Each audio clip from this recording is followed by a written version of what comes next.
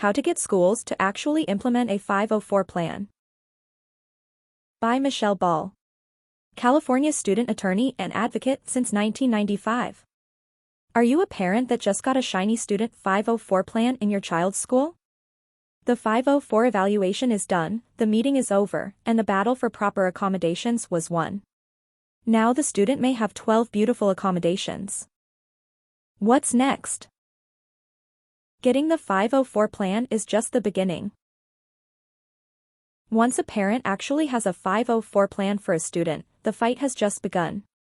There is a difference between having a 504 plan on paper and actually getting it carried out in school. A few things stand between the 504 plan getting lost in a file with the thousands of other pieces of paper and being done. Some barriers include the school staff, student understanding, and parent follow-through. One of the biggest blocks standing between 504 implementation and non-implementation for a student is their teachers. First, the teachers have to know about the student's 504 plan. Sometimes they just plain don't.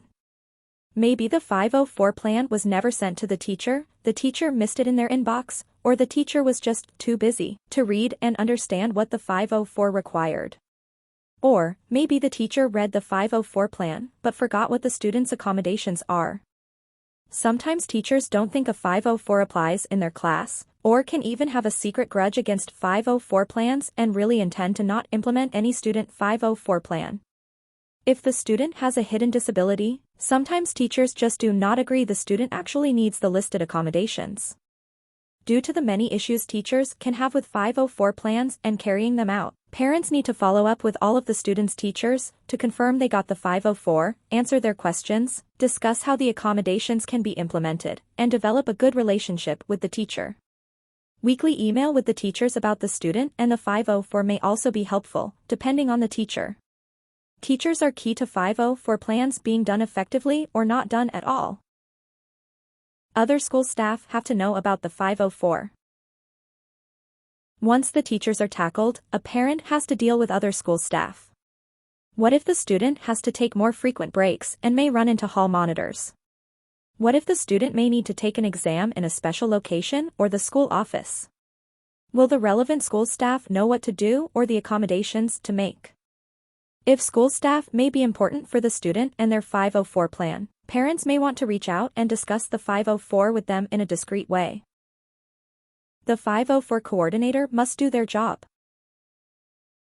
Every school is supposed to have a staff member, often a school administrator, vice principal, etc., or maybe a special education staff member, who oversees 504 plans and their implementation as the 504 coordinator. It is critical that the 504 coordinator take responsibility for the student's 504, notifying key school staff and ensuring the 504 plan is implemented. Does this happen?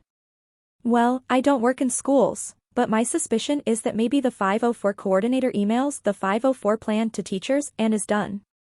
If this occurs, the parent's role of follow-through becomes even more important.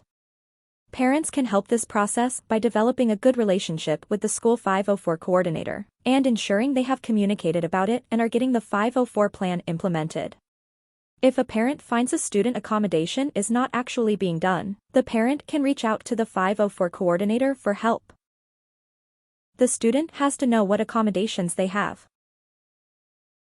Students also have a role, which may increase with age and responsibility levels. Sometimes students have 504 plans they are not aware of. For example, a parent gets a student a 504 plan and only relies on school staff to implement it, without telling the student the accommodations they have. This is problematic as if the student does not know what accommodations they are supposed to be getting, they cannot ask for them from their teachers. Students who don't know their own 504 accommodations also cannot report to their parents when the 504 is not being done. It is necessary that students know about their own 504 plans and what they contain, so the student can tell their parents when they don't get their accommodations, and the parent can communicate with the 504 coordinator, teachers, or school staff as needed.